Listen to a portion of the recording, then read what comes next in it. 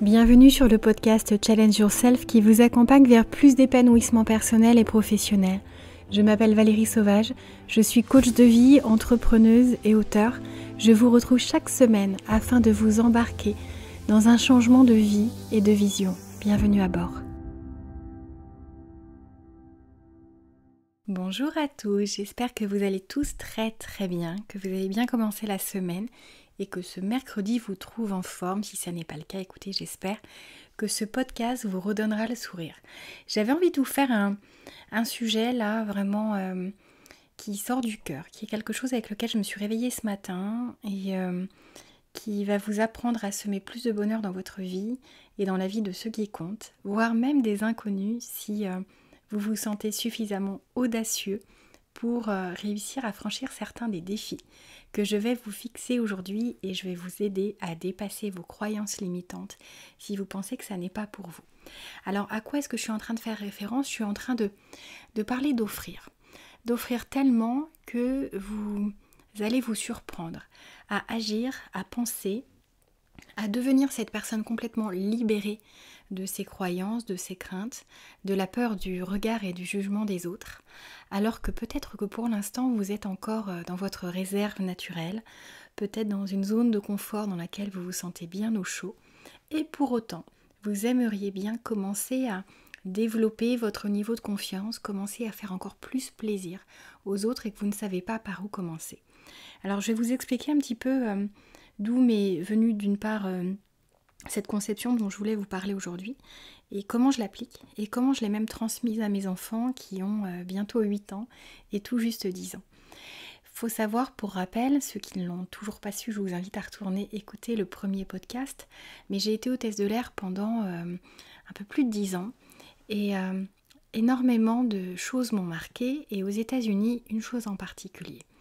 Là-bas, quand on rentre dans un magasin, il y a un accueil qui, pour un Français, semble faux, semble artificiel, semble too much, et qui fait qu'on se méfie en tant que Français. En tout cas, certains Français se méfient de cet accueil qui semble trop chaleureux, trop friendly, trop amical, trop dans la proximité, dans la connexion. Et pour autant, pour avoir des amis américains, je peux vous assurer que ce qui vous semble complètement artificiel, c'est une manière d'être chez beaucoup de ces personnes. Alors on peut critiquer, on peut en penser ce qu'on veut. Demandez-vous juste une chose, est-ce que vous ne préféreriez pas vivre entouré de personnes souriantes, chaleureuses, accueillantes, plutôt que ce qu'on peut vivre parfois? Je ne suis pas en train de faire une généralité par rapport à l'expérience qu'on peut vivre en France, mais il faut avouer que nous avons quand même cette réputation, au-delà des frontières françaises, d'être plutôt ronchons, d'être plutôt fermés, et d'avoir du mal à nous connecter et à offrir un sourire, de la politesse, du savoir-être, de la gentillesse. Alors que pourtant, la France est connue pour son savoir-être, pour le fait de savoir mettre les petits plats dans les grands. C'est comme si année après année, génération après génération, on s'était un peu replié sur nous-mêmes, on se protégeait, on était plutôt sur la défensive, dans la méfiance en fait, assez perpétuelle, peut-être même dans l'individualité. Et ça, c'est quelque chose sur lequel j'aimerais aller semer ma petite graine de bienveillance, d'optimisme et d'enthousiasme. Alors certains diront que c'est utopiste, mais je pense que si chacun d'entre nous décidons de commencer à semer un peu plus de bonheur dans la vie de chaque personne, les gens que nous connaissons, que nous fréquentons régulièrement, autant que ces inconnus. Alors je vais vous expliquer comment. Vous allez me dire peut-être que c'est très étrange. Allez bien au bout de ce podcast, vous allez être surpris et agréablement surpris. Alors, on peut effectivement passer sa journée, depuis le moment où on a franchi la porte de chez soi, jusqu'au moment où on rentre chez soi, à ne sourire à personne, à ne faire de fleurs à personne, à ne laisser personne passer sur un passage piéton, à ne faire aucune faveur à un automobiliste qui essaye de s'engager, à ne pas rendre service, ou alors on peut commencer à ouvrir les yeux différemment. Je vais vous raconter ce que j'ai vécu aux États-Unis et ce que j'ai fait vivre à mon mari sur son premier séjour californien. Alors pour ceux qui connaissent la Californie est en plus réputée pour le côté hyper chaleureux de ses habitants. Attention, encore une fois, là on est dans l'étiquetage positif, donc j'espère que vous me l'accorderez. Et c'est personnel, il y a des gens qui vont avoir des accroches forte et positive à l'égard de certaines populations. Moi, je me sens très très bien aux États-Unis, particulièrement en Californie, mais vraiment, ça n'est que le fruit de mon expérience et j'espère que vous me pardonnerez de partager cette expérience positive. J'espère que vous y verrez du bon. En tout cas, quand nous sommes partis là-bas, les toutes premières fois où mon mari est rentré dans des boutiques avec moi, il a été surpris, si ce n'est choqué, par le sourire, par l'accueil, par le côté justement, ils ont l'air d'en faire trop. Parce qu'ils prennent soin de nous, parce que ils sont attentifs, parce que même si on n'achète rien, ils restent hyper disponibles, hyper chaleureux. Vraiment, on a ce rapport quasi amical instantanément et de manière hyper spontanée qui surprend. Et donc il est sorti un petit peu comme beaucoup de Français en me disant non mais ça je supporte pas ce côté faux, ce côté hypocrite, et je lui dis écoute, imagine juste une seconde que ce ne soit pas le cas. Est-ce que tu ne trouverais pas ça fabuleux? Il me dit non mais c'est juste impossible, ils ne nous connaissent pas, là on dirait qu'ils sont contents de nous voir. Je dis mais en fait pourquoi ça ne serait pas la réalité? Imagine leur quotidien. Si à chaque fois quelqu'un rentre dans la boutique, ils se disent ah non j'ai qu'une envie c'est qu'il s'en aille. Ou s'ils se disent bon en fait on va passer un moment sympa, peut-être que je vais aider cette personne à trouver quelque chose, peut-être que ça ne sera pas le cas, mais qu'il ou elle aura envie de refranchir les portes une prochaine fois parce que je lui aurais offert un moment agréable. Une bulle dans laquelle il ou elle se sera senti bien. Il me dit non mais ça n'existe pas dans la réalité. Je dis je te jure, essaye un peu de te faire à ça. Et ça n'était que le début parce que je vais vous raconter vraiment des expériences précises. Vous allez tous avoir envie de prendre un billet pour San Francisco parce qu'on a commencé par San Francisco au départ.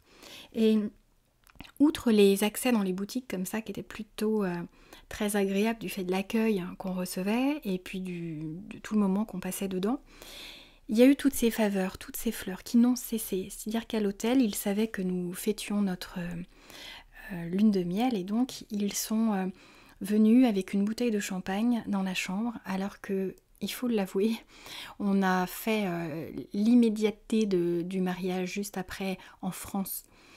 Et l'hôtel le savait, n'a pas fait la moindre fleur. Vous allez me dire que vous connaissez peut-être plein d'hôtels en France qui le font. En tout cas, là-bas, ça a été systématique. Tout le monde s'est passé le mot. Au petit déjeuner, on a été accueillis, mais merveilleusement bien. On avait des attentions, des sourires. Enfin, c'était extrêmement agréable. Et ça n'était que le début. Si vous connaissez la Californie, vous savez qu'à côté de San Francisco, il y a une magnifique petite ville qui s'appelle Sausalito, dans laquelle on peut aller en vélo, en bateau. C'est très préservé. On y passait la journée et puis on avait chaud. Et on aperçoit un glacier, on fait l'accueil, il y avait 3-4 personnes devant nous. Et puis au moment de payer, la personne me dit qu'elle ne prend pas la carte et je n'avais pas de liquide. Donc très vite, je commence à fouiller, voir la monnaie qu'il me restait. Et il me manquait l'équivalent de 4 dollars à peu près. Et j'avais les cônes dans la main. Et j'ai dit donc à la vendeuse très vite que je traversais, que j'allais retirer, que je revenais. Et la personne juste derrière nous, l'américaine qui faisait la queue juste derrière nous avec un grand sourire, m'a dit « Non mais laissez, je vais payer ». Et je lui ai dit « Non, non, c'est extrêmement gênant ». Et elle m'a dit « Mais moi ça me gêne pas du tout, ça me fait très plaisir ». Et on a commencé à discuter. C'est quelque chose d'absolument improbable. Imaginez-vous vraiment qu'un inconnu, on parle de 4 dollars, pas de 40. Mais même des fois pour 40 centimes, la personne derrière vous ne le ferait pas. Vous pouvez vous dire c'est une exception, sauf qu'en fait chaque jour on a vécu ce type d'expérience. Le lendemain, nous étions dans le quartier de Castro, qui est le quartier gay aux US, à San Francisco, et il faisait toujours aussi chaud, hein, le climat n'avait pas changé du jour au lendemain. On se pose dans un bar bondé, il était 17h, il n'y avait plus une place assise, allez, il en restait une au bar. Un homme nous voit rentrer et puis nous devinant en train de chercher une place, nous fait signe de venir. Il dit « Vous êtes deux ?» Donc je réponds que oui. Il dit bah, « Tenez, prenez ma place comme ça. » C'était la personne qui était assise à côté du tabouret vide. Et très gentiment, il nous laisse son siège. On est gêné parce que tellement pas habitué à ça. Il dit « Non, non, mais aucun problème, ça me fait plaisir. Et vous venez d'où ?» On commence à discuter. C'était un avocat qui faisait une petite pause, enfin qui avait terminé sa journée. Et on a commencé à discuter. On avait commandé un verre chacun. Et puis au moment où on va pour régler, il dit « Écoutez, je remets une tournée. » C'est vrai qu'on était parti dans une discussion très agréable. Et puis on remet une troisième, et puis une quatrième. Bon, je vous rassure, j'étais au jus de canneberge, hein, donc c'est pas monté bien fort. Mais en tout cas, 4 tournées, nous on avait prévu de payer notre première, on avait remis la troisième, cet inconnu avait payé la deuxième, et le barman avait payé la quatrième. Au moment où mon mari va pour payer, le barman lui dit « Gardez, bienvenue aux US ». Est-ce que vous imaginez ce type d'expérience dans un autre pays? Ça doit bien exister, il y a bien des endroits où ça existe. Mais je suis juste en train de vous dire qu'en fait, on a le choix de semer des graines de bonheur, des souvenirs. Je vous parle de ça, c'était en 2012. Nous sommes, au moment où j'enregistre ce podcast, 11 ans après. Je m'en rappelle encore avec émotion tellement ce geste, cette générosité, cette gentillesse, cette bienveillance m'a marqué, l'a marqué. J'en ai parlé à énormément de personnes. Et ça, c'est quelque chose qui, moi, me parle, qui fait partie de ma philosophie. J'ai énormément de plaisir à faire du bien, à offrir un compliment, à faire un geste. C'est quelque chose qui m'anime énormément. Donc bien sûr, on le fait quand on le peut, mais il y a plein de choses gratuites qu'on peut faire. Faire un compliment, je vous ai dit que j'allais vous donner des astuces pratiques, notamment celles que j'ai pu donner aussi à mes enfants, parce que j'ai voulu les élever dans cette bienveillance, dans cette gratitude, dans cette philosophie de faire plaisir à l'autre. Et pas pour obtenir, pour semer en fait. Parce que quand on offre du bonheur aux autres, c'est à soi aussi qu'on offre une part de bonheur. Parce que voir le sourire de l'autre, c'est tellement plus réjouissant, tellement plus apaisant, que de se sentir finalement s'éloigner de sa nature profonde, de générosité, en se refermant, en voulant garder pour soi, finalement en se connectant à la peur du manque, plutôt qu'à l'abondance, en se connectant à tout ce qui fait la nature individualiste de l'homme, de l'homme avec un grand H, et qui moi me gêne, m'effraie un peu parfois. Parce que j'ai toujours du mal à comprendre le plaisir que certains vont prendre à semer la négativité autour d'eux, à semer de la tristesse, à faire des coups bas qui ne leur rapportent rien. Juste peut-être ce regard de désespoir, de tristesse, de douleur chez l'autre. Et on a tous le choix, avec nos actes, avec nos mots, avec nos pensées, avec nos raisonnements, de faire du bien aux autres, de les inquiéter quand ils nous parlent d'un souci ou de les réconforter, de leur dire qu'on leur fait confiance, qu'ils vont réussir à affronter le défi auquel ils sont confrontés, qu'en fait tout s'arrange toujours. Ou alors on peut noircir le tableau, on peut leur dire que c'est compliqué, on peut leur donner des exemples de personnes qu'on connaît, ou de personnes inconnues, mais dont on a entendu parler par personnes interposées et qui ont connu ce genre de choses et qui ne s'en sont jamais relevées. Et là, on voit la personne repartir en mesurant 2 cm de moins, tellement elle a peur, tellement elle s'inquiète, tellement on est allé semer finalement quelque chose de très noir. Et si chacun d'entre nous prenons la décision de faire plaisir aux gens, quand on les voit, de chercher le beau, de chercher le bon, de chercher l'agréable et de leur dire.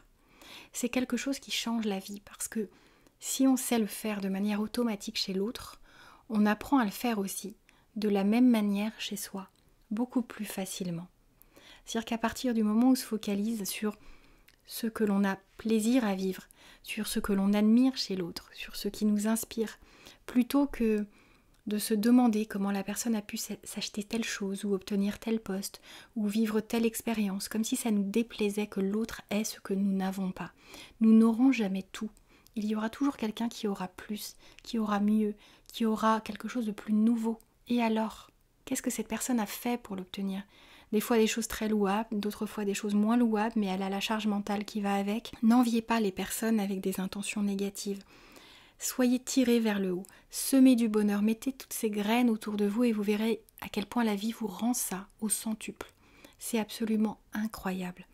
Les gens que vous aimez sincèrement, les gens que vous croisez simplement une fois et à qui vous offrez ce bonheur, vous allez graver en eux quelque chose d'indélébile. La personne peut très bien ne pas être capable de recevoir ça parce que, comme mon mari en arrivant aux États-Unis, il a pu se méfier, et la personne face à vous peut se méfier, se demander ce que vous attendez d'elle. Et alors ? Est-ce que vous avez envie de vous priver de ce bonheur que vous pouvez lui offrir, de ce bonheur que vous pouvez ressentir à faire plaisir, à émerveiller, à enjoliver une journée ? On peut tous offrir ça. Des fois, quand on voit la timidité d'une personne face à nous sur un trottoir qui nous regarde et puis a envie de nous sourire, mais qui ne sait pas trop, sachant si on est en mesure d'accueillir ça ou est-ce qu'elle risque de recevoir de l'indifférence en retour? Moi, j'ai tendance tout de suite à sourire et même si c'est mal interprété, même si c'est un homme et qui croit que c'est une porte ouverte, ben c'est pas grave, j'arrive à gérer et ça se passe bien. Je pense qu'il faut réussir à se réouvrir les uns aux autres, que le monde a cruellement besoin de ça, que nous pouvons tous, d'une manière ou d'une autre, être des contributeurs positifs, offrir ces champs de bonheur, ces champs de plaisir, ces champs de bienveillance que nous rêvons tous de voir fleurir autour de nous. Alors ça peut vous sembler utopique, mais ça ne l'est pas. Je vois mes enfants qui, de manière assez naturelle, vont dire aux gens ce qu'ils apprécient. Ma fille était toute petite quand, debout dans le chariot, je l'ai entendu dire à une dame « Elle est belle votre robe, madame ». Vous auriez vu le sourire de cette personne en lui disant « Oh merci, qu'est-ce que c'est gentil ». Et puis d'autres fois, il y a des personnes qui ne savent même pas leur répondre quand ils disent ça, mais je les ai préparées à ça. Des fois à cette indifférence, à cette ingratitude, en leur disant ce qui compte, c'est que toi, tu fasses ce geste, que tu offres ce cadeau.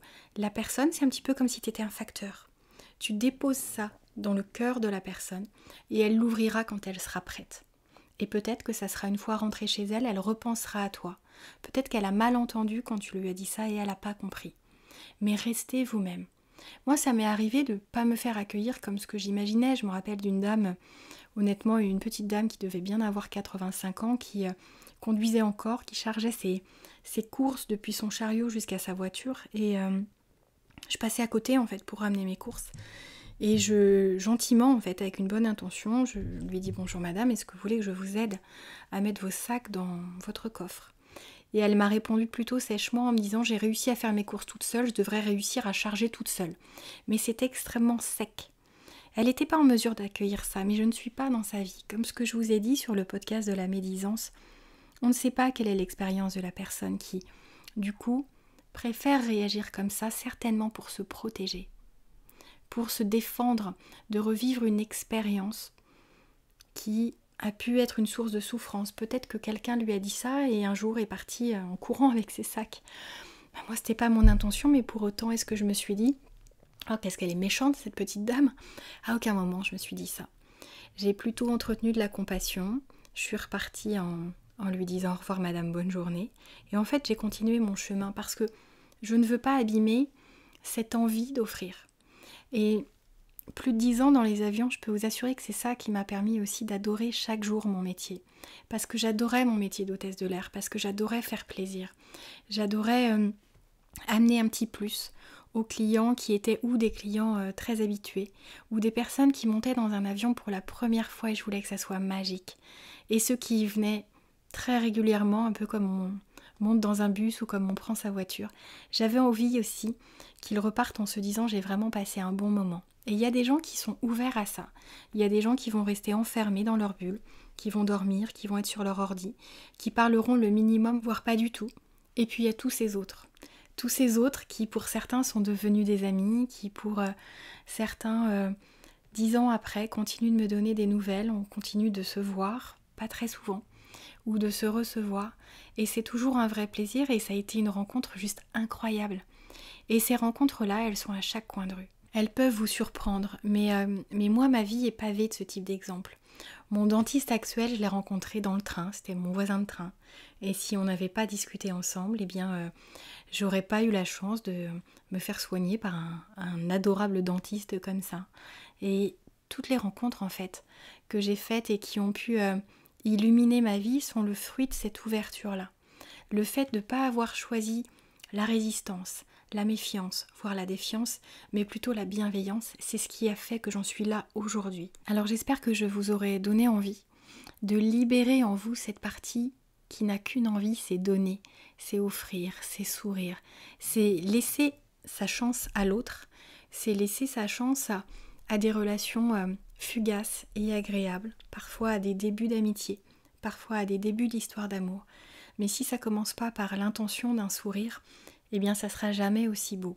Je sais qu'il faut avoir confiance en soi, je sais que vous pouvez vous dire que ça va être compliqué, que peut-être que ça peut vous attirer des difficultés.